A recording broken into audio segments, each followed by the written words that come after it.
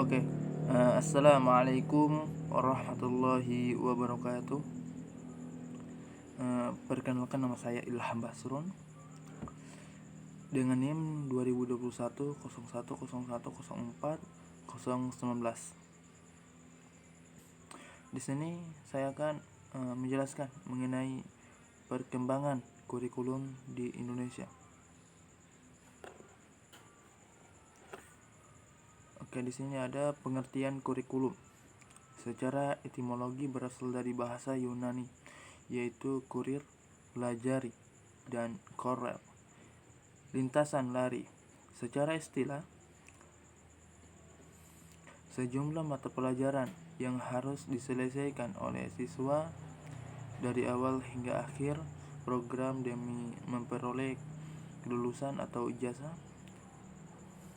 Undang-Undang Dasar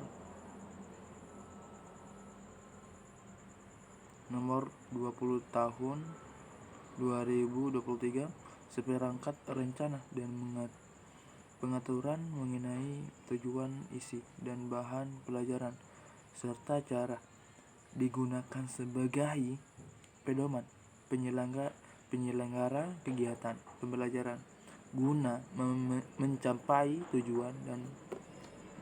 tujuan pembelajaran. Nah, di sini ada faktor yang memengaruhi perubahan kurikulum. Yang pertama itu bebasnya sejumlah wilayah tertentu di dunia dari kekuasaan kolonialis. Yang kedua itu perkembangan iptek yang pesat.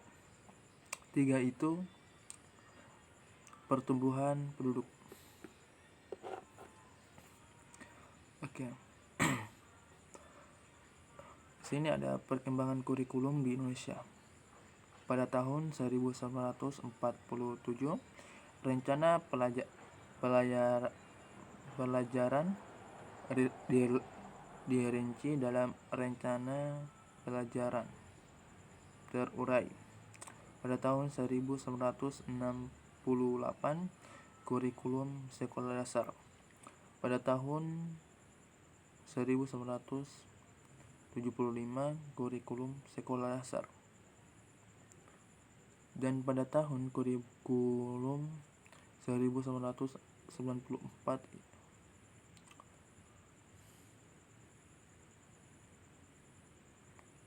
pada tahun 2004 rintisan kurikulum berbasis kompetensi atau KBK.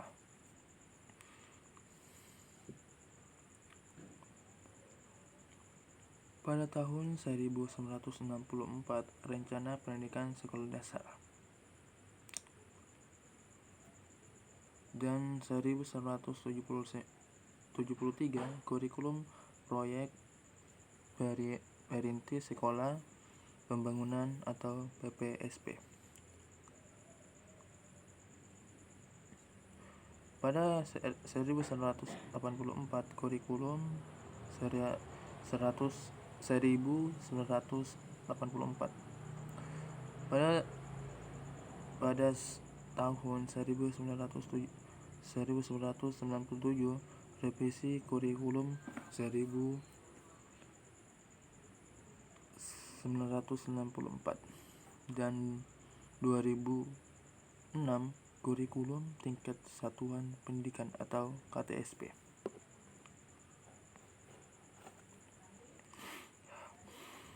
Oke, mengapa kurikulum kerap berubah? Kurikulum sebagai perangkat rencana pendidikan perlu dikembangkan secara dinamis sesuai dengan tuntutan dan perubahan yang terjadi di masyarakat. Semua kurikulum nasional dirancang berdasarkan landasan yang sama, yaitu Pancasila dan Undang-Undang Dasar 1945.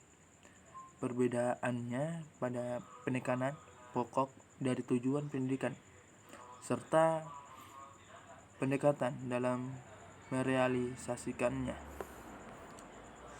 Oke, yang pertama itu Rencana Pelajaran 1947.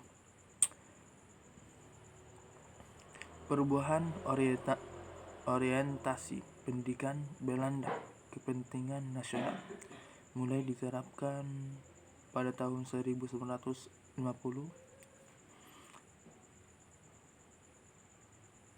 Isi kurikulum, daftar mata pelajaran dan jam pengajaran, serta garis-garis besar pengajaran. Mengurangi pendidikan pikiran, mengutamakan pendidikan watak. Yang kedua itu rencana pelajaran terurai pada tahun 1952. Silabus mata pelajaran sudah jelas. Seorang guru mengajar satu mata pelajaran dan rencana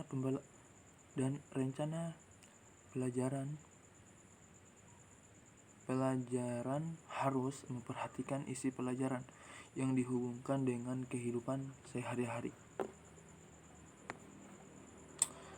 Yang ketiga itu kurikulum pada tahun 1964. Rencana pendidikan sekolah dasar. Pembelajaran dipusatkan pada program Pancawardhana yang meliputi pengembangan daya cipta, rasa, karsa, karya, dan moral. Pendidikan dasar lebih menekankan pada pengetahuan dan kegiatan fungsional dan praktis. Setiap pelajaran yang diajarkan di sekolah dapat berkolerasi positif dengan fungsional praktis siswa dalam masyarakat. 5. Kelompok bidang studi moral kecerdasan.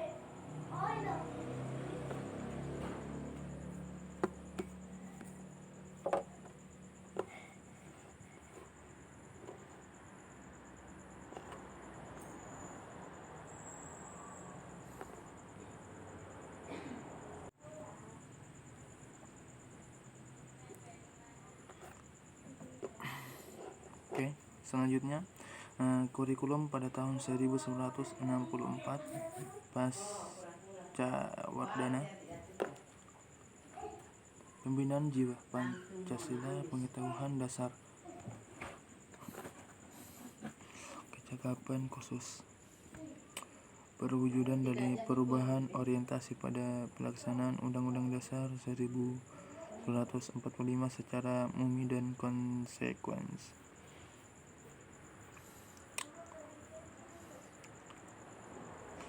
Perwujudan dari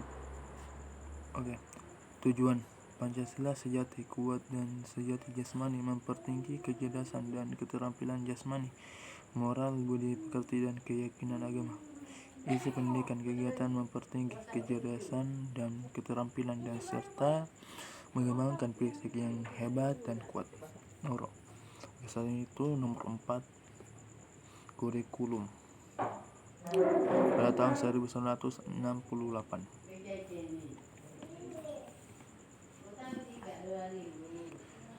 Nomor 5 itu kurikulum pada tahun 1975.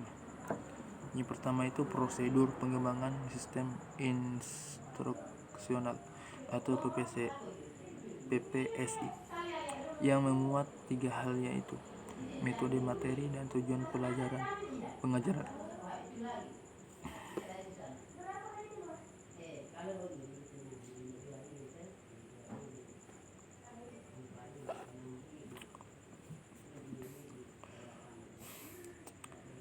Metode, materi, dan tujuan pengajaran diperinci.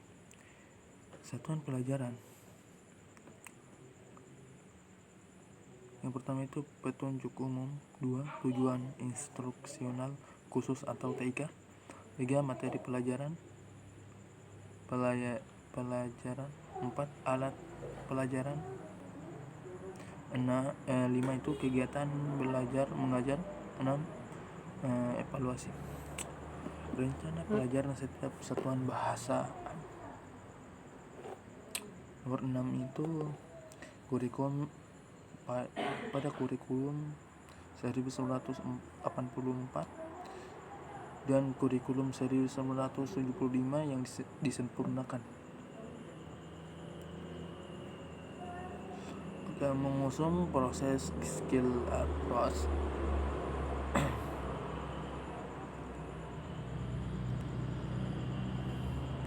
Siswa ditempatkan sebagai subjek belajar pada tahun 1984, berorientasi kepada tujuan instruksional, cara belajar siswa aktif atau CBSA. 7 itu selanjutnya itu 7 kurikulum 1994 dan suplemen 1999. Menyempurnakan kurikulum 1984 dilaksanakan sesuai Undang-Undang Nomor 22 tahun 1989 tentang pendidikan nasional. Perubahan pembagian waktu menggunakan sistem catur bulan. Jumlah jam pelajaran 24 jam per minggu. Tujuan pengajaran yang pertama itu pemahaman konsep, yang kedua itu keterampilan penyelesaian soal, yang ketiga itu keterampilan penyelesaian masalah.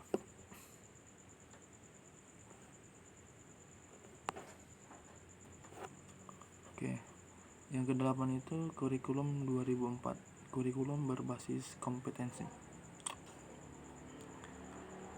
Pengembangan kemampuan untuk melakukan atau kompetensi tugas-tugas tertentu sesuai dengan standar performance, hasil dan dampak yang diharapkan muncul pada diri peserta didik melalui serangkaian pembelajaran yang bermakna. Keberagaman yang dapat dimanifestasikan disesuai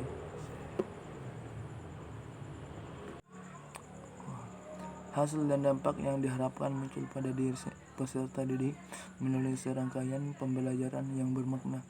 Keberagaman yang dapat dimanifestasikan sesuai dengan kebutuhannya. Selanjutnya itu nomor 9. Pada kurikulum 2006 yaitu KTSP 2006. Tujuan KTSP yaitu tujuan pendidikan nasional serta kesesuaian dengan kekhasan, kondisi, dan potensi daerah satuan pendidikan yang peserta didik.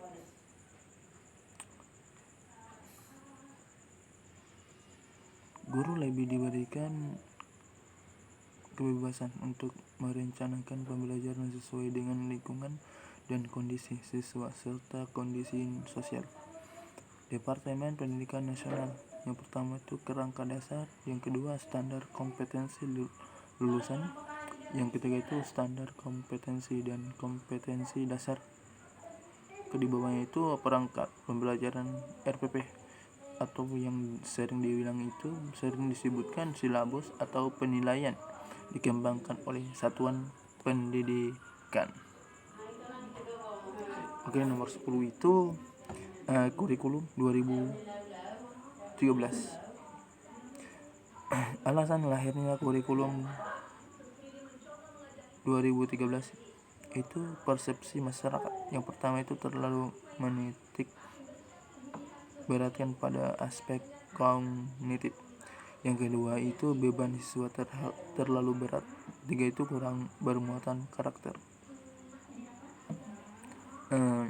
Kurikulum 2013 ini bersifat lebih student centered. 3. Aspek penilaian dalam K13.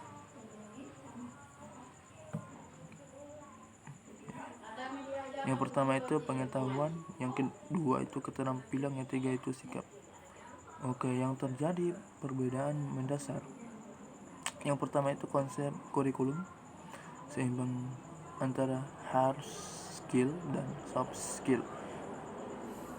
Dimulai dari standar kompetensi lulusan, standar isi, standar proses, dan standar penilaian. 2. Proses pembelajaran. 3. Proses penilaian. Oke, adapun kesimpulannya, pasca kemerdekaan, kurikulum pendidikan nasional telah mengalami beberapa kali perubahan, yaitu pada tahun 1947 dan 1952,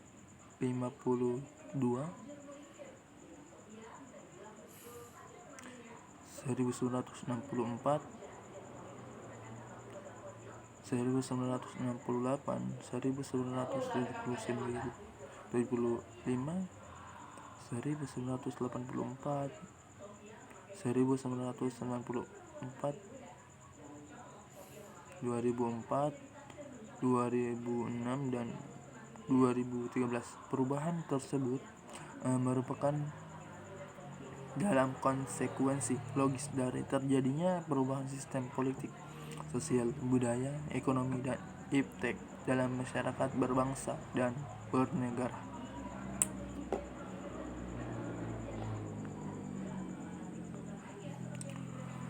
Oke, mungkin dari situ kita sudah paham mengenai